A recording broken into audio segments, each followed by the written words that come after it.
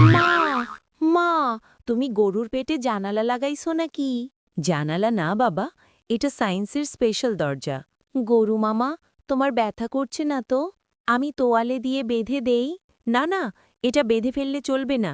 আমি একটু দেখে নিচ্ছি গরুর পেটের খাবার ঠিকমতো হজম হচ্ছে কিনা। ও, দারুণ তো। আমি একটু হাত ঢুকিয়ে দেখি। আস্তে করো কিন্তু। এই, হাঁড়ির পানি রংধনু হয়ে গেল কেন? মা, তুমি যখন পিঠা বানাচ্ছিলে খুব মজা লাগছিল, তাই আমি রঙিন খেলনার পিঠা বানিয়ে হাঁড়িতে দিয়ে দিয়েছি। কি বলো? এখন তো পুরো হাঁড়ির খাবার নষ্ট হয়ে গেল। কিন্তু মা, দেখতে তো অনেক সুন্দর লাগছে।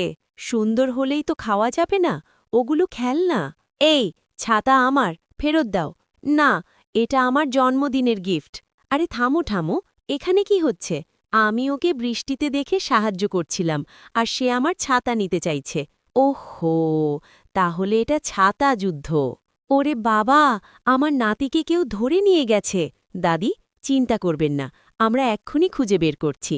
এই, দাঁড়াও, হাত মাথার ওপর।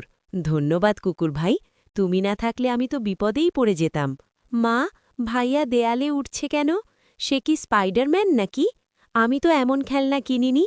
আজ স্কুলে দৌড় প্রতিযোগিতায় আমি প্রথম হয়েছি, তাই দাদি আমাকে পুরস্কার হিসেবে এই খেলনা কিনে দিয়েছে। আমার নাতি তো একদম চ্যাম্পিয়ন। এই, আমি কুমড়ার ভিতরে এলাম কিভাবে? কাল এত কুমড়া খেয়েছি, মনে হয় আমি নিজেই কুমড়া হয়ে গেছি। না রে, তোর বাবা কুমড়ার তরকারি বানাতে গিয়ে কুমড়া সহ তোকে রান্নাঘরে নিয়ে গেছে।